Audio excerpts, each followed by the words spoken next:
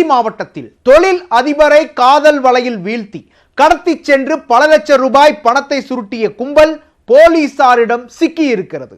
Cinema பாணியில் கும்பல் கடத்தல் நாடகத்தை அரங்கேற்றியது எப்படி? பச்சைக்கிளி முத்துச்சரம் படத்தில் வரும் இந்த காட்சியை போல பல பெரிய புள்ளிகளை குறிவைத்து காதல் வலையில் வீழ்த்தி பணம் பறித்த கும்பல் போலீசாரிடம் சிக்கியுள்ளது. திட்டம் தீட்டி நூற்றுக்கணக்கானவர்களிடம் கும்பல் பணம் பறித்தது எப்படி?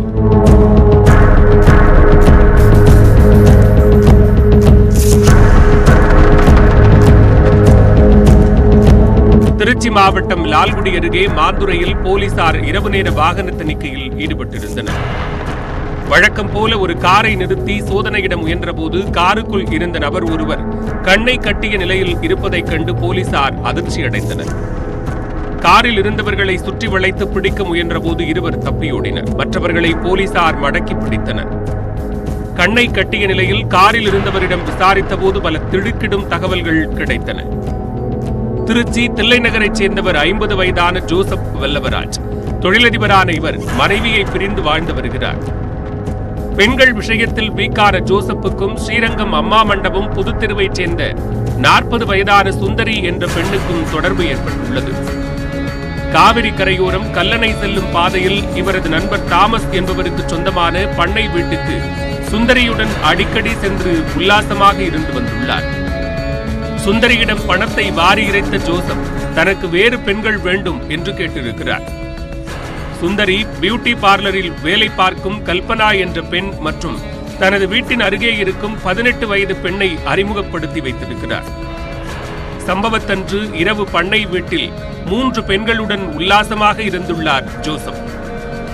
அப்போது திபுதிபுவென உள்ளே நுழைந்த மர்ம நபர்கள் 3 பெண்களுடன் ஜோசப் கிடந்த கோலத்தை முழுமையாக மொபைல் போனில் படமெடுத்துள்ளனர்.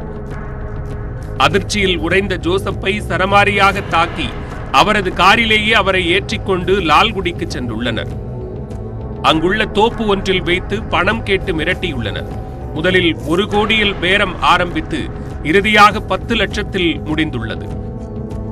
அதன் பிறகு ஜோசப்பை பத்திரமாக அழைத்துச் சென்று வீட்டில் விடுவதற்காக சென்றபோது கடத்தல் கும்பல் போலீசில் சிக்கியுள்ளது. இந்த சம்பவத்தில் ஈடுபட்ட ராஜா, சபரி, சசிகுமார், அருண்குமார், கவின்குமார் ஆகிய 5 பேரை ஸ்ரீரங்கம் போலீசார் கைது செய்தனர். இவர்கள் அனைவரும் ஏற்கனவே வழிப்பறி, கடத்தல் உள்ளிட்ட பிரிவுகளின் கீழ் வழக்குகள் பதிவு செய்யப்பட்டு தண்டனை பெற்றவர்கள் என்பது தெரியவந்தது.